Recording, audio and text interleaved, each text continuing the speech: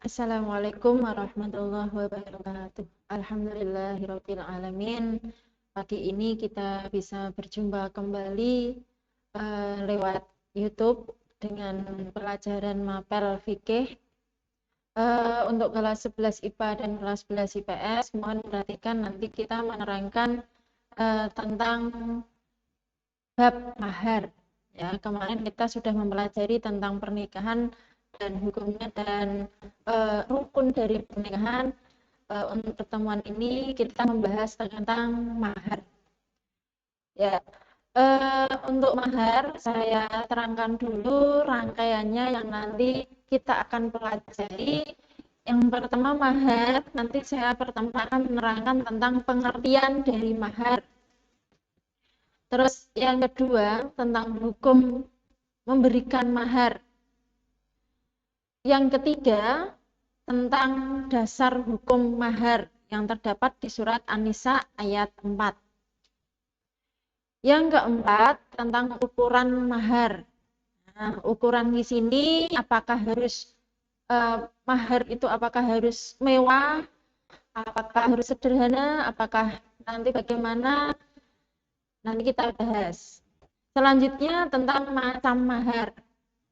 Macam mahar nanti ada dua, yang pertama musamma, yang kedua misil. Dan yang terakhir tentang cara membayar mahar. Ya, lanjut, kita pertama akan menerangkan tentang pengertian dari mahar. Mahar itu adalah suatu pemberian.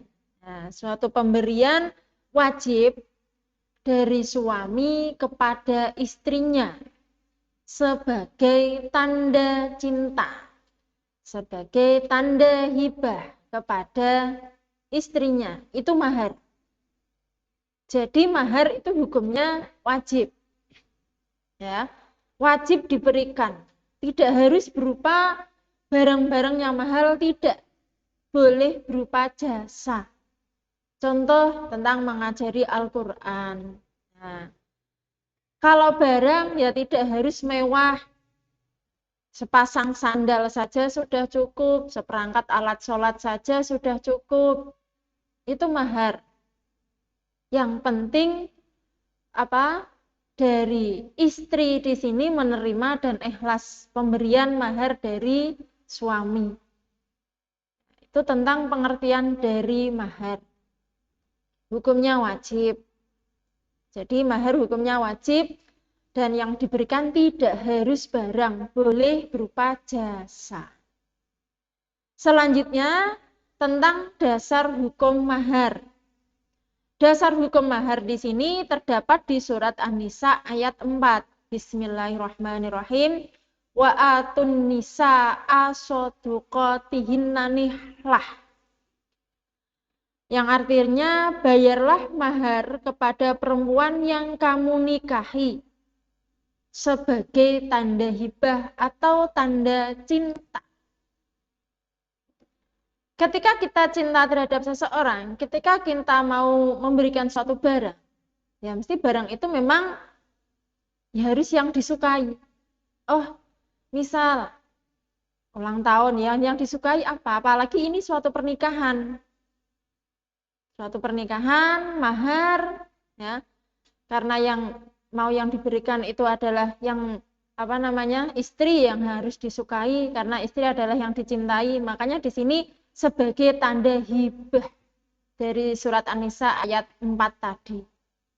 Berilah mahar kepada perempuan yang kamu nikahi sebagai tanda hibah atau tanda cinta. Itu dasar hukumnya. Dari yang hukum wajib tadi, dasarnya ini. Nah, sekarang kita membicarakan tentang ukuran dari mahar. Ukuran mahar tidak ditentukan. Harus misal 1 juta, harus cincin 2 gram, apakah harus seperangkat alat sholat, tidak. Tidak ada ukuran mahar. Nah, di sini ada beberapa contoh ya dari hadis riwayat Hadis riwayat Ahmad, hadis riwayat Abu Dawud, ya, ada beberapa contoh di sini tentang mahar. Salah satunya yaitu tentang hadis riwayat Ahmad, memberikan mahar itu sebaiknya yang sederhana, biar pernikahannya berkah. Itu keterangan dari hadis riwayat Ahmad. Jadi pernikahan supaya berkah, berilah mahar yang sederhana. Intinya sederhana di sini berarti kan tidak memberatkan dari pihak si suami. Makanya yang perempuan lebih baik yang menerima apapun yang diberikan oleh suami. Tidak harus memilih yang mahal, tidak harus memilih yang merek apa, atau yang cincin berapa gram, tidak harus seperti itu. Takutnya nanti akan membebani si suami. Ya kalau bisa membelikan, kalau tidak. Jadi untuk para perempuan, si calon pengantin kalau bisa ya menerima apa yang diberikan oleh suami. Nggak usah ikut ketika suami membelikan mahar. Itu kalau bisa. Tapi kalau zaman sekarang kan biasanya melu. Kon milih opo sing disenengi. Itu nggak masalah. Tapi sebaiknya kita menerima apapun yang diberikan oleh sang suami, biar berkah. Karena di sini dari hadis riwayat Ahmad, mahar yang sederhana itu akan membawa berkah pada pernikahannya. Itu salah satunya. Terus ukuran mahar lagi, ada contoh lagi di sini dari hadis riwayat Ahmad dan Abu Dawud. Beliau menerangkan boleh memberikan mahar hanya sebuah cincin yang terbuat dari besi. Cincin yang terbuat dari besi. Sak randu-windu ini. Misal kok reso tuku emas, cincin emas, tukokno wae sing wesi. Sing penting wong wedoke gelem nerima ikhlas. Itu dari hadis riwayat Ahmad dan Abu Dawud tentang ukuran mahar. Terus yang ketiga, ada lagi contoh dari hadis riwayat Muslim, Bukhari Muslim. Nah, ini berupa jasa. Berupa jasa. Jadi yang dua tadi tentang sederhana, terus yang kedua tentang memberikan barang walaupun hanya cincin dari besi. Terus yang terakhir di sini contohnya adalah sebuah jasa, mahar yang termasuk jasa, yaitu tentang hafalan Al-Quran. Hafalan Al-Quran. Jadi ini juga bisa dijadikan sebagai mahar. Tidak harus hafalan. Mengajari Al-Quran itu juga boleh. Tidak harus hafalan. Oh ya, nanti maharnya, misal yang minta perempuan, saya minta mahari mengajari Al-Quran saya, karena saya belum bisa membaca Al-Quran. Itu juga boleh. Berarti itu namanya jasa. Jadi di sini bisa kita pahami semuanya, mahar itu tidak harus barang. Tidak harus barang mewah-mewah semuanya, tidak. Jasa juga boleh. Terus yang kita pahami lagi si perempuan. Nanti kalian semua yang termasuk perempuan di sini, ketika nanti sudah mau menikah, ketika sang suami meminta untuk memilih, ya bilang saja, sak karepmu tak tompo. Jadi kan ada kejutan. Kalau kamu ikut dengan suami, apapun yang dibeli suami kan wis reti, nggak dihias tok wis. Tapi kalau kamu nggak usah ikut ketika suami memberikan mahar atau memberikan barang-barang yang untuk kamu si perempuan, si calon istri, nanti akan menjadi kejutan. Oh, entah suka atau tidak diterima. Nah, itu. Jadi kalau bisa ya menjaga kehormatan juga, ya belum menjadi istrinya yang sah, ya jangan ikutlah ketika si suami membelikan mahar, apakah sebuah cincin, apakah peralatan sholat, ditompo. Kalau ukuran cincin Bu, ya diukur dengan rafiyah atau apa kan bisa. Nanti kekecilan dikembalikan lagi kan juga bisa. Bisa ada banyak cara di situ. Ketika kalian, saya ingin pergi dengan calon saya, bungko, nak wis ketika sudah sah menjadi suami istri kan akan pergi terus. Nah itu untuk nasihat, ya nasihat dari bab mahar ini. Selanjutnya ada macam mahar. Macam mahar itu ada dua. Mahar musamma dan mahar misil. Mahar musamma itu mahar yang disebutkan ketika akad nikah. Mahar musamma itu mahar yang disebutkan ketika akad nikah. Contoh, seperangkat alat sholat sah. Nah, itu mahar yang disebutkan, namanya musamma. Terus yang kedua, macamnya adalah mahar misil. Mahar yang jenis dan ukurannya tidak disebutkan. Jadi ketika acara ijab qabul, acara akad, akitan, ya, itu tidak disebutkan apa toh janjane mahar iki apa, tidak disebutkan. Boleh tidak disebutkan, tapi ada syaratnya. Harus disamakan dengan saudaranya. Misal saya malu, Bu, mau saya sebutkan di keramaian misal. Karena maharnya adalah sebuah mobil CR-V. Nah, contohnya seperti itu. Boleh tidak disebutkan, tapi harus disetarakan dengan misal saudara kakak atau adik. Kalau tidak punya kakak atau adik berarti keponakan. Ya, harus disetarakan. Boleh, tapi ya rata-rata ya disebutkan.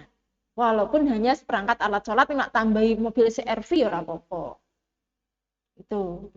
Ya, itu mahar musamma dan misil. Mahar yang disebutkan ning akad nikah atau akitan. Kalau misil yang tidak disebutkan. Nah, yang terakhir tentang bab mahar di sini adalah cara membayar mahar. Nah, cara membayar mahar ada dua. Halan dan mu'ajjalan. Halan di sini tunai, sah. Nah, halan gitu tunai, lunas berarti. Mu'ajjalan berarti hutang. Wah, ngisin-ngisini ya. Kalau membayar mahar kok ya diutang. Lebih baik sederhana tapi lunas daripada mobil CR-V tapi utang. Nah, tuh. Jadi cara membayar mahar ada dua, tunai dan hutang. Tunai bahasa Arabnya adalah halan. Hutang berarti di sini mu'ajjalan. Terus selanjutnya. Kalau tunai di sini nggak ada masalah. Setelah nikah mau disetubui atau tidak, monggo nggak ada masalah apapun. Tapi kalau hutang, ya masih ada masalah setelah nikah. Kalau di hutang, ya di sini ada dua cara lagi. Yang pertama adalah wajib dibayar seluruhnya. Wajib dibayar kabeh. Yang kedua, wajib dibayar separuh. Ketentuannya apa? Nah, sekarang, yang pertama wajib dibayar semua atau seluruhnya. Jika itu bisa kamu buka halaman 15 di LKS. Jika suami sudah melakukan hubungan seksual atau sudah melakukan hubungan persetubuhan dengan istrinya, atau salah satu dari pasangan suami itu meninggal dunia. Nah, kalau mahar diutang, yang pertama wajib dibayar seluruhnya dengan ketentuan apabila sudah melakukan hubungan suami istri. Paginya harus dilunasi semuanya mahar yang sudah ditentukan tadi. Itu. Atau salah satunya meninggal. Sekarang akad nikah, akadnya maharnya dihutang, nanti siang salah satu meninggal, ya harus dilunasi pada saat itu juga. Terus yang kedua, wajib dibayar separuh. Wajib dibayar separuh. Ketentuannya apa? Ketentuannya ya, di sini ketika waktu akad, suami telah mencerai istri. Apabila mahar telah disebutnya, apabila mahar telah disebutkan pada waktu akad, berarti kalau mahar disebutkan kan namanya musamma. Ketika mahar disebutkan pada waktu akad, nah, dan suami telah menceraikan istrinya sebelum dia dicampuri, maka dia harus membayar separuh. Tapi kalau tidak disebutkan ketika akad, dia hanya memberikan mut'ah. Mut'ah itu hanya sebagai penghibur, tidak harus separuh. Misal, mahar 5 juta, tapi diutang. Nah, ini wajib dibayar separuh apabila mahar yang tadi disebutkan dalam akad, berarti musamma, dengan mahar 5 juta diutang. Dan menceraikan istrinya, setelah itu menceraikan istrinya sebelum dia campuri. Kalau dicampuri kan berarti tadi harus penuh, ya, harus penuh. Entah disebutkan atau tidak, nak dicampuri tetap penuh. Bayarnya 5 juta ya 5 juta, langsung dibayar di maharnya tadi. Tapi kalau separuh, berarti di sini disebutkan dicerai walaupun belum dicampuri. Berarti 2,5 juta. Tetapi kalau tidak disebutkan dalam akad, berarti namanya mahar misil. Maka dia tidak wajib membayar separuh, tapi hanya memberikan mut'ah. Mut'ah itu hanya sebagai penghibur. Penghibur berarti pinten? Ya bolehlah 2 juta boleh, 1 juta boleh, 500.000 boleh, tapi tidak boleh 50.000 masuk sedimen. Nah, itu apabila tidak disebutkan. Ya, tidak disebutkan dan menceraikan istrinya. Tuh, jadi jangan bingung antara yang wajib dibayar seluruhnya dan dibayar separuh. Nak wajib dibayar seluruhnya, berarti di sini suami sudah menyetubui istrinya. Alasan pertama. Yang kedua, salah satu meninggal. Dah, itu. Tapi kalau separuh, ya banyak pasalnya tadi. Kalau separuh, nak disebutkan maharnya ketika nikah, maka dia wajib membayar separuh. Tapi kalau tidak disebutkan hanya memberikan mut'ah. Mut'ah di sini ya artinya penghibur. Penghibur ya sebagai penghibur lah. Itu kan jajan. Mau 2 juta boleh, 1 juta boleh. Tuh. Itu tentang pengertian mahar dan lainnya, tentang materi mahar. Yang pengertian, hukum, dasar hukum, ukuran mahar, macam mahar, cara membayar mahar. Nah, tolong semuanya yang ada di rumah, tolong diperhatikan video ini dengan membuka LKS kalian. Ya. Setelah itu tugasnya tolong rangkum sedikit saja tadi tentang materi mahar. Sekian, terima kasih. Mohon maaf untuk pertemuan kali ini.